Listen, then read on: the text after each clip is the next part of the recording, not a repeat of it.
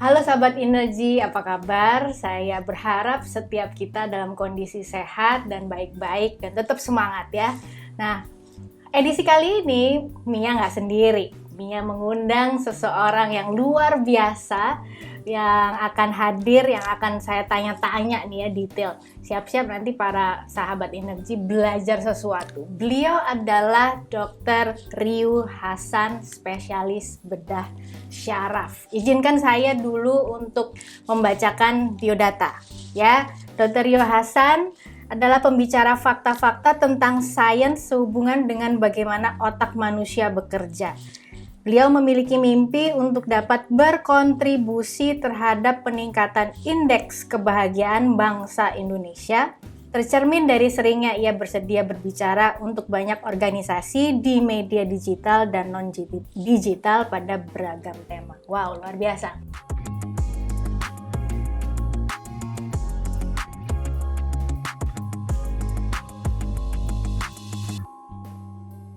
Tanpa panjang lebar lagi, saya akan langsung ngobrol bersama Dr.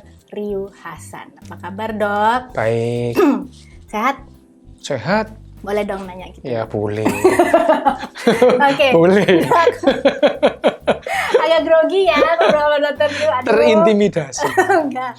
Nah, saya kan baca nih ya, Dok, biografi atau biodata ya Dr. Ryu. Spesialis bedah syaraf. Tapi saya dengar-dengar juga kesibukan dokter ini selain sebagai dokter spesialis bedah syaraf juga belajar mengenai neuroscience. Oh iya. Betul ya, Dok. Kayaknya berat banget itu neuroscience. Itu Enggak apa lah, tuh, Dok? itu. Jadi kurang paham, Dok. Jadi kalau yang namanya bedah syaraf, dokter bedah syaraf itu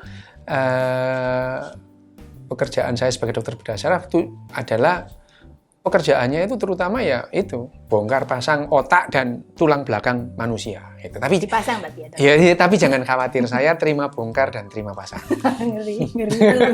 Kalau nggak dipasang bingung cari bengkel yang mana lagi ya. Itu ya memang dokter bedah itu bengkel, itu tukang bengkelnya manusia gitu. Wow. Bongkar pasang ya, dengan berkembangnya ilmu pengetahuan dalam hal ini neurologi gitu ya. Akhirnya bedah syaraf itu juga mengalami perkembangan makin bagus, terus kemudian makin nyaman yang dioperasi itu ya. Kemudian operasi bedah syaraf sekarang ya tidak seperti misalkan saya waktu kuliah tahun 80-an itu beda banget. Kalau dulu misalnya operasi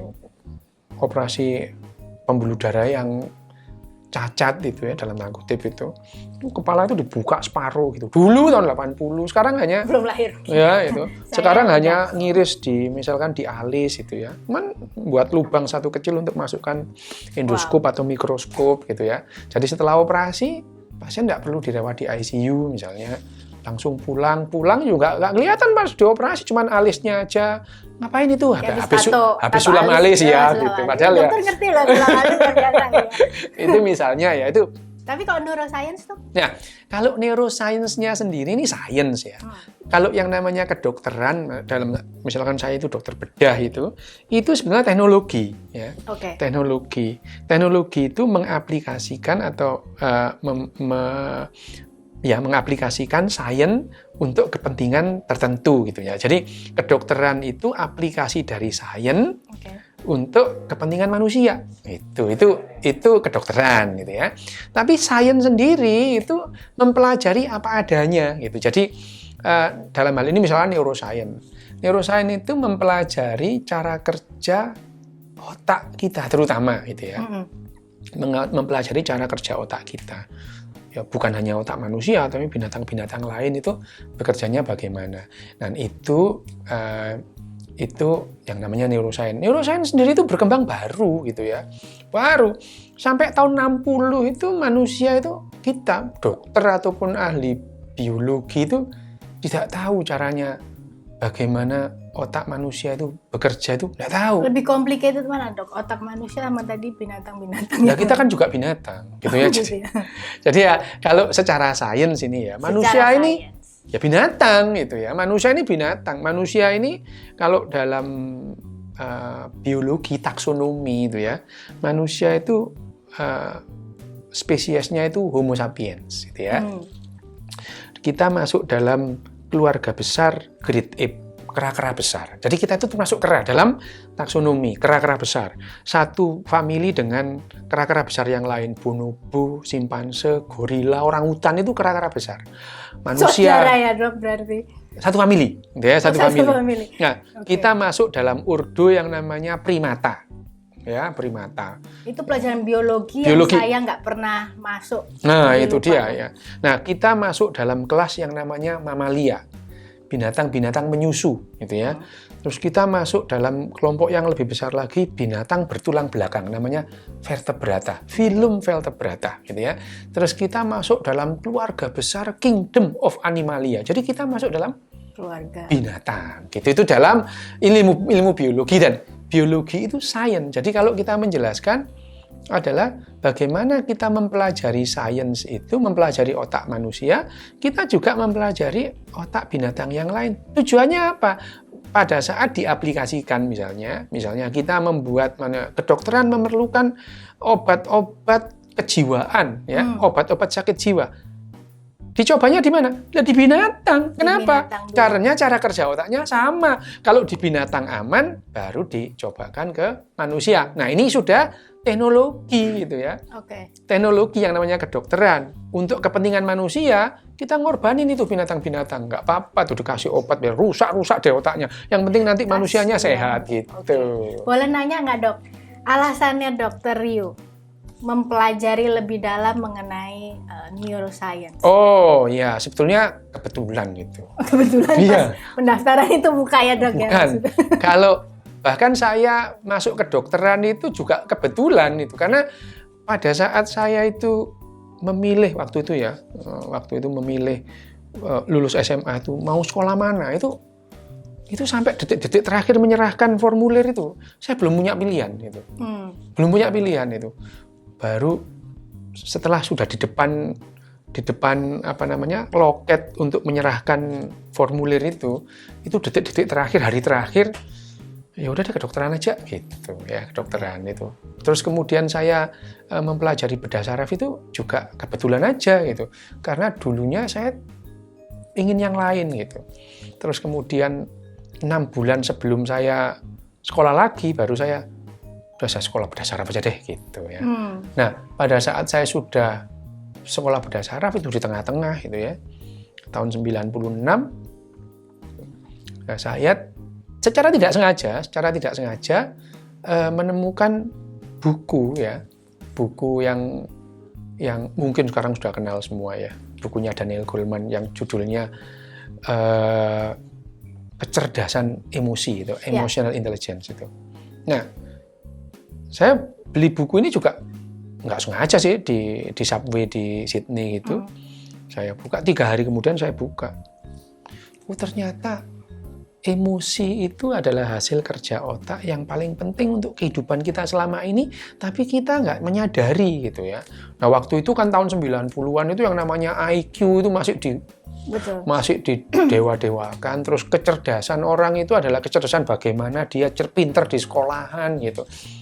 Ternyata itu nggak penting-penting amat untuk kehidupan itu ya. Nah, dari situ, dari buku ini menuntun saya mempelajari atau membaca buku-buku dari neuroscientist yang waktu itu sudah established. Ya, contohnya Joseph Ledoux gitu. Itu memang dia neuroscientist, mempelajari otak, dan dia memang seorang ahli saraf itu ya. Terus kemudian nah, baru waktu itu pun saya juga paham bahwa yang namanya tadi yang saya sampaikan, bahwa sampai tahun 60 itu kita itu tidak tahu cara kerja otak itu bagaimana gitu. Wow. Tahun 60. Baru setelah ada komputer, orang-orang kita kira jangan-jangan cara kerja otak ini kayak komputer. Nah, ternyata benar gitu. Jadi komputer itu dibuat bukan meniru cara kerja otak. Justru karena ada komputer, akhirnya kita tahu cara kerja otak itu mirip-mirip komputer gitu. Dan setelah itu saya udah nyemplung lah mendalami yang namanya neuroscience itu ya. Nah, Dok, mohon maaf. Boleh. Kalau saya potong. Kayak lebaran aja, maaf. Nyun sewu. Kalau nyun sewu, pemirsa nggak banyak tahu. Iya, oke. Ya, oke. Nyun sewu nanti dikasih 2.000 saya kembaliin dong, Iya, Dok. baik. Nah, misalnya nih, bukan misalnya, Dok. Tadi kan Dokter Ryu cerita kenapa apa yang membawa Dokter Ryu masuk mempelajari tentang neuroscience. Iya. Nah, sekarang kita sebagai orang awam nih, Dok. Di sini kan tadi juga dokter bilang punya mimpi berkontribusi terhadap peningkatan indeks kebahagiaan. Itu luar biasa loh, Dok. Iya. Nah, itu apakah ada hubungannya antara mempelajari neuroscience dan bisa memberikan atau menambah kebahagiaan? Ya, jadi sebetulnya kalau soal ingin berkontribusi di negara Indonesia yang kita cintai ini, saya warga negara Indonesia. Ya, saya juga. Saya warga negara Indonesia ya, meskipun saya ini kebanyakan tidak di Indonesia ya, warga negara Indonesia, tapi saya ingin istilahnya berkontribusi itu ya belum lama, baru beberapa tahun terakhir ini, 2 tahun lah tepatnya ya. Gimana sih, apakah bisa memberikan kontribusi ya kalau mau gitu, karena yang namanya misalnya ya, kalau misalkan tadi disebutkan punya mimpi ya, betulnya itu harapan. Kalau bisa memberikan kontribusi bagaimana kita itu bisa nggak sih level kebahagiaan itu dinaikkan, mengingat dari survei dari negara-negara yang melihat indeks kebahagiaan Indonesia itu belakang dari 126 negara yang disurvei itu Indonesia urutan ke-92. Belakang itu ya. Berarti banyak masyarakat yang tidak bahagia. Sebenarnya tidak bahagia. Hanya orang Indonesia merasa bahagia. Aneh ya, gitu ya. Karena itu ada ini nggak, Dok? Maksudnya tuh yang membedakan definisi bahagia orang-orang masing-masing beda-beda, Dok. Betul. Ya enggak sih, kalau secara neuroscience kebahagiaan itu apa? Jelas gitu. Misalkan kenapa kemudian yang dinobatkan sebagai negara yang paling bahagia itu ini urutan 1, 2, 3 itu ganti-ganti aja, Swedia, Finlandia, Denmark itu ganti-ganti aja bertiga itu ya. Dan pada saat orang Finlandia itu diberitahu, tahun ini negara Finlandia itu paling bahagia loh. Orang Finlandia itu bingung, kita memang bahagia ya gitu ya. Jadi mereka itu tidak merasa, tidak paham, tidak mengerti kalau misalkan secara kognitif itu tidak mengatakan saya bahagia. No, itu enggak itu. Tapi orang Indonesia yang urutan 92 itu sering merasa bahagia itu. Upload nasi pecel di Facebook atau di Instagram itu ditulis bahagia itu sederhana gitu. Itu jadi bukan postingan saya. itu ya, bagaimana orang Indonesia itu mengekspresikan kebahagiaan itu sesuatu yang tidak bahagia. Dan orang Indonesia itu tidak bisa membedakan antara pleasure dengan happiness, antara kesenangan dengan kebahagiaan. Itu padahal yang disebut bahagia di otak kita itu mutlak harus melibatkan empati gitu ya. Jadi empati. Okay. Makanya yang namanya bahagia dan kesenangan itu 2 hal yang berbeda. Misalnya melihat, nggak usah jauh-jauh deh itu ya. Di Indonesia itu ada orang mengadu ikan cupang itu. Wah, berantem ikan cupangnya sampai yang satu berdarah-darah itu. Untuk menikmati pertarungan 2 ikan cupang itu, otak kita itu harus mematikan otak empati gitu. Empati ya. Ya, seperti melihat tinju. Itu kita bisa menikmati pertandingan tinju itu kalau kita mematikan banyak tempat-tempat empati kita. Kita harus senang melihat orang disakiti gitu ya. Itu bukan kebahagiaan, itu adalah kesenangan. Oke. Ya, karena yang namanya kebahagiaan mutlak memerlukan empati. Nah, itu yang hubungannya sama kecerdasan emosi itu atau kecerdasan emosi. Ya. Kecerdasan emosi itu salah satu pilarnya adalah empati itu. Oke, nah itu kita akan bahas di episode kedua, Dok. Boleh, ya kan? Ya. Boleh ya? Boleh. Jangan kapok. Saya ngikut aja. Nah, cuman sekarang gini, Dok, yang saya mau tanyakan dan pasti sahabat-sahabat Energi yang melihat juga pengen tahu. Setelah Dokter Ryu mempelajari neuroscience, otak dan syaraf ya, bukan saraf ya, Dok. Syaraf manusia. Ya bolehlah syaraf, nggak apa-apa.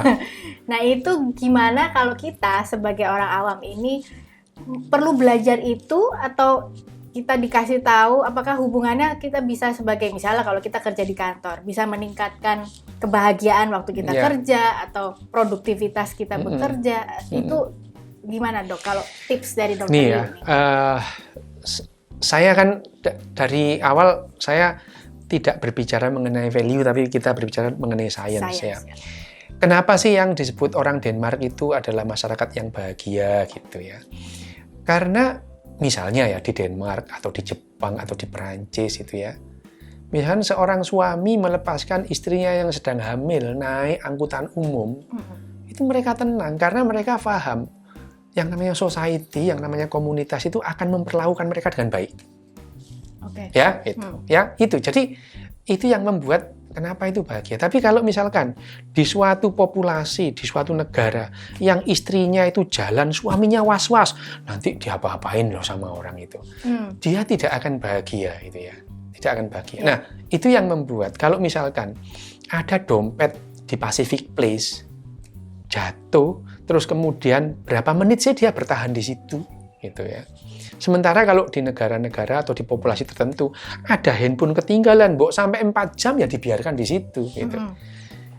Itu yang membuat kenapa mereka itu indeks kebahagiaannya itu tinggi karena begitu ada dompetnya ketinggalan dia nggak panik. Dia akan yakin, seyakin-yakinnya dia datang lagi dompetnya masih di situ gitu. Ya itu yang membuat indeks kebahagiaannya naik. Bukan berarti saya mengatakan di Jepang dan di Denmark itu lebih bagus dari di Indonesia. Tidak. Tapi itu yang membuat mereka tenang hidupnya. Yang disebut bahagia tadi. Nah, memperlakukan orang hamil di kereta api dan di angkutan umum itu memerlukan empati. Sekedar memberikan tempat duduk pada orang tua yang pakai tongkat, itu memerlukan empati. Mempersilahkan ibu-ibu hamil duduk duluan itu perlu empati, bukan lantas pura-pura nggak lihat itu. Meskipun kita sudah dikasih tahu, kita harus mendulukan orang hamil, mendulukan orang tua, tapi itu tidak terjadi di negara-negara tertentu. Ya, kita dihimbau untuk tidak mengambil barangnya orang. Tapi kalau kita menemukan dompet terus kemudian tidak ngambil, itu dikatakan rugi, lah repot ya itu. Jadi artinya kebahagiaan itu, kenapa tadi saya sampaikan yang namanya bahagia itu mutlak memerlukan empati dalam society, dalam satu komunitas saling berempati. Itu kita membuat kita bahagia bersama itu. Dan kebahagiaannya seorang bapak dan ibu, anaknya perempuan jam 22 belum pulang, itu kalau dia yakin bahwa komunitas akan memperlakukan dia selayaknya, dia nggak perlu takut itu. Bukan sebentar-sebentar sampai di mana, posisi di mana gitu, kamu ngapain gitu ya. Dokter kenal bapak saya ya dok? Tahu. Kayaknya kalau ini yang saya dibacain ya. Artinya papanya kan merasa tidak nyaman kalau jam 9 itu. Kenapa? Karena dia khawatir kalau yang namanya Mia diapa-apain di jalan itu.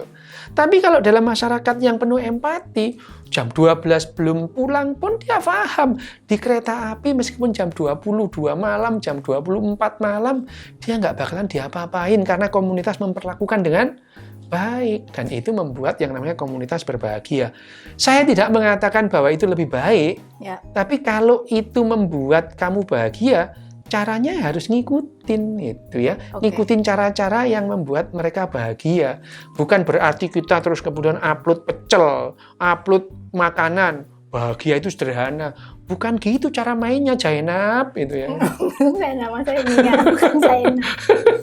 Dok, berarti dok, kalau tadi kembali lagi, aplikatifnya kita yang kerja di kantoran atau sebagai pemimpin, nah itu berarti untuk kita bisa meningkatkan produktivitas, bisa lebih profesional, itu berarti meningkatkan empati gitu. Gini, yang namanya produktivitas ya, kita itu kan bekerja bareng. Kita tidak ada yang namanya bekerja itu sendiri, tidak ada. Kita aja kerja itu perlu banyak orang di sini ya. Penonton, rakyat jelata. Kelihatannya misalnya energi ini ya. Misalnya energi. Kelihatannya kan kita kerja berempat misalnya. Tidak itu. Kita di sini sangat tergantung dengan cleaning service, dengan electricity ya. Jadi outcome yang dihasilkan energi, meskipun energi itu hanya beberapa orang, tapi orang-orang di luar energi itu mempengaruhi outcome atau produktivitas dari energi itu sendiri. Betul. Jadi yang namanya produktivitas itu bukan individu per individu, tapi komunitas itu. Tapi produktivitas komunitas itu ditentukan oleh faktor-faktor productivity oleh individu. Iya. Jadi yang namanya productivity itu adalah hasil kerja bareng. Tetapi hasil kerja bareng itu tidak bisa bagus kalau masing-masing itu nilainya rendah. Gitu. Betul. Nah, jadi yang disebut misalkan kalau dalam tes MMPI atau TEKMI itu ada disebut productivity, itu adalah nilai atau faktor-faktor individu yang bisa membentuk produktivitas bersama. Ya, jadi tidak bisa yang namanya produktivitas seseorang itu dinilai dari orang per orang, tidak, tapi hasil kerja bareng. Seperti saya di rumah sakit. Produktivitas itu memang saya berperan, tapi peran saya harus diikuti oleh semua orang. Itu. Oke. Ya. Baik. Nah, yang disebut produktivitas makin bagus adalah pada saat kita sadar bahwa kita itu hanyalah satu di antara sekian variabel yang menentukan produktivitas. Tidak bisa one man show gitu, nggak bisa. Itu. Nggak kayak Rambo gitu, nggak bisa. Itu. Ya, Rambo itu omong kosong. Rambo itu satu orang bisa nyerang kemana-mana. Itu nggak mungkin gitu. Susana? Enggak ya? Susana itu kan beda. Bang Bokir gitu ya. Mancing-mancing sih dia.